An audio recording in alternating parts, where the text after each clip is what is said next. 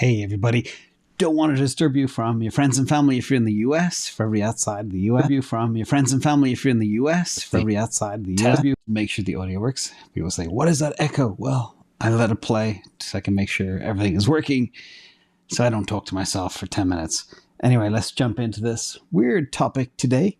It's called the SNAFU. Let's find out what this is all about. And we'll talk about a lot of stuff, macro, stocks, crypto, where we are. And the story today is really a story of Thanksgiving. I just want to thank everybody for being here.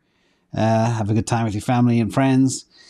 Stay healthy. The future is bright. We just need to get through to the other side. And that's kind of the message today. So peace and love to everybody. Now, speaking of that bright future, Cathie still sees $1 million Bitcoin by 2030. That is only 85 months away, which is only 7 years from now. It seems impossible to even comprehend how short a time 7 years. And for something to go from $16,500 to $1 million in 7 years is staggering. My price prediction is not that high, but who knows? Again, it's all about adoption and use and utility. And if that takes off, this thing is so hard, the supply is so scarce, it could easily happen, especially with all the drainage off exchanges we see right now. Now, a little bit of bad news, just to shake things up a little bit. This is from the Philly Fed. A big thank you to Sanjay for sharing with me this morning, who is working. 3 team members are working today, which is stunning. The Philly Fed does a quarterly review of kind of professional forecasters. And they've been doing this since the late 1960s. And from that survey, they derive this interesting chart. And the percentage seeing a recession is over the next 4 quarters is far and away the highest we've ever seen in 50 or 60 years. Remember, the stock market front runs everything. And the important thing is, it might be scary to think, oh, recession is coming. But by the time the government publishes numbers that says you're in a recession, the stock market's already long out of it. So that's just history. But again, no ifs, ands, or buts. It's pretty clear it's coming. Now, let's talk about a lot of the good news going around. People believe this will be the savior, and CZ has been doing great things, trying to keep the temperature in the room down, trying to keep everybody calm. And he has a SAFU fund. I'll talk more about that in a minute. But a couple of players have actually jumped in. Excuse the pun. Jump Crypto, Polygon Ventures, Aptos Labs, Animoca Brands, GSR, Kronos, etc. are already the early contributors, and Binance is looking to bring in about $1 billion as a kind of an industry recovery fund. I'm not sure exactly how that'll be used or applied, but maybe it'll be to help things like Voyager. He's looking at bailing out Voyager right now and a few others. But what is SAFU? And this term came through, I don't know if this is urban legend or true, but SAFU is the Secure Asset Fund for Users, an emergency reserve to protect people on the Binance Crypto Exchange. Now, CZ, this kind of happened back in 2018, I think it was, where there was some unscheduled maintenance on the platform. People were freaking out, and he said, you know what? Your funds are safe. And regularly, CZ used to ensure users were aware that their funds were, in fact, safe. And a content creator, I think was Bizonacci, uploaded a video on YouTube titled Funds Are SAFU, and it quickly spread. And this is the meme. So safe, SAFU, whatever you want to call it, is there for that exact reason. But Willy Woo came out, and this is an interesting analysis. And at this stage, everybody, we all know the danger of utility coins. They are printed out of thin air or nothing, have no value, and they can be used as leverage, and that can cause cascading losses and contagion in the whole space. So we need to look at real cryptos with real value. But per Willy Woo, the Binance $1 billion SAFU insurance fund today is about 44% BNB token. Again, printed out of thin air, BUSD and Bitcoin. So Bitcoin stuff is solid, BUSD should be tradable, but the BNB, we'll see where this all goes. In fact, Il Capo was saying that the BNB is ready to tank, but we'll see. I will make no more comment there. But Willy Woo does say, while he commends Binance for having such a fund, there's no sense putting incidence correlated BNB in there, i.e. if something happens to Binance, that token could go to zero, which means a lot of the value of the fund will go to zero as well. And in addition, it's very difficult to ascertain the holdings. They used to publish this information, but they stopped. You used to be able to see how much the largest wallets for Binance were holding. Now it's gone from Masari, and there's many tokens that have stripped this information away. So we don't know if, like many other cryptos, 99% of tokens are held with 1 or 5 wallets or the top 1% of wallets. But that's a scary stat. You know, it's printed. It's also in some cases burned, etc. But that is the topic for today. But we're going to go a little bit further. We're going to talk about the dangers of depegging one more time. Now, a whale pulled $101 million in ETH from Curve last night, and it caused staked ETH to depeg pretty rapidly. And you can see here, this is the chart going back to September when there was a lot of concern about staked ETH, and it shot all the way down to that 0.955 level. And here we were again yesterday. So it did bounce back. It's now back up at the 0.995 level. So it seems fine, but that must have been a nervous time for many with staked ETH. But it's been down that 5% discount off. And if you're brave enough, not financial advice, but it's a very quick 5% you can make, because history shows it always bounces back and reverts. It's not ready to die. And staked ETH is a timing game. It's not a liquidity kind of issue. So let's talk about Tesla for 1 second. FSD is full self-driving from Tesla.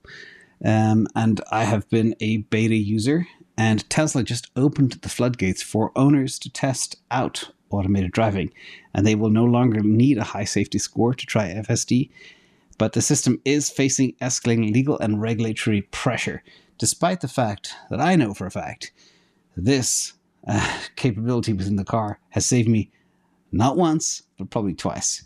And I don't want to sound like a Tesla fanboy, but it is unbelievable technology, and I urge everybody to try it out if they can. Now, FSD is the uptake by model is here, and the take rate in Q3 in North America was on average about 14%. But to break it out, and this is from Tesla, to break it out by model, you can see that about 45% of all luxury models, the S and the X, typically buy FSD, adding on that $15,000 fee, is a little bit of a hit. But for some, you can see the price increase. It went from 12 to 15,000, and you can see the adoption fell by about 5 or 6 percentage points. Other cars, lower level models, tend not to buy it, and the overall average adoption rate for FSD, I think for these other models, is about 7 or 8% as we go forward. But as the technology becomes better and better, the adoption will be a lot higher. And this is pure margin for Tesla. Pure margin. And remember, Elon Musk also said that at $15,000 a pop, he believes it's too cheap. Let's look at this. This is from Gary Black. And you look at the price to earnings ratio of Tesla. It's now hovering around 32.5297. And this is the same level we had back in March 2020. Does anybody remember what happened there? Yes.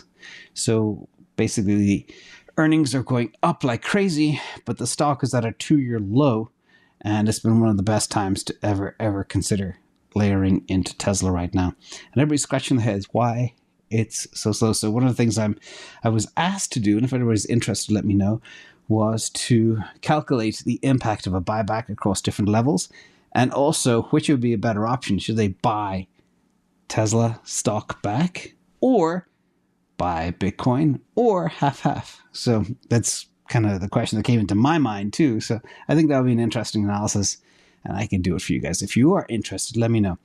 Let's talk about Google for 1 second. And this is a secret project that Google have been working on, and it's a tool that teaches code to write and rewrite itself. And the project was spun up at the company's Moonshot Unit X and moved into Google Labs this year.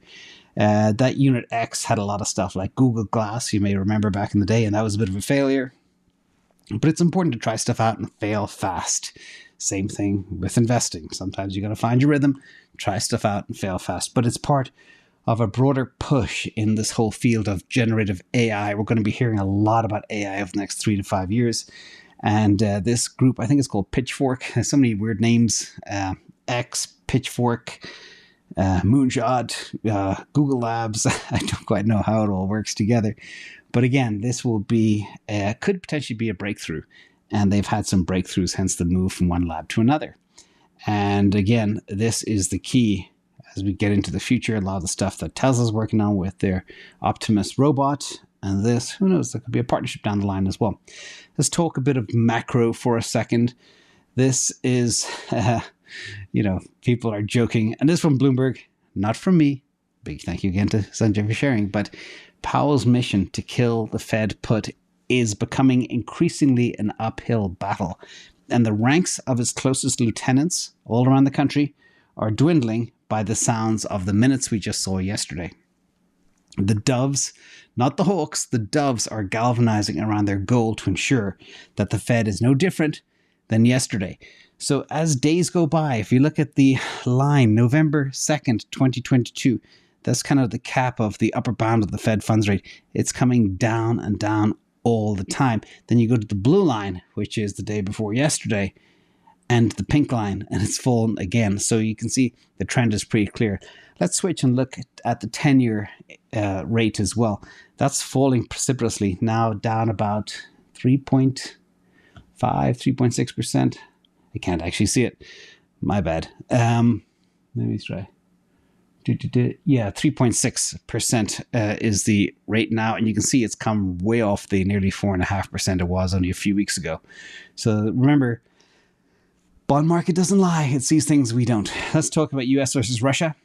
European countries have had a hard time and a very nervous time as well going into the cold winter, not having gas. But huge kudos to whoever was behind the orchestration of Americans getting, or Europeans, or combination, teaming up to shore up that gap and getting that very much needed gas to Europe so they get through the winter. And here you can see the crossover of the Russian gas tanking and the United States gas crossing over for the first time ever.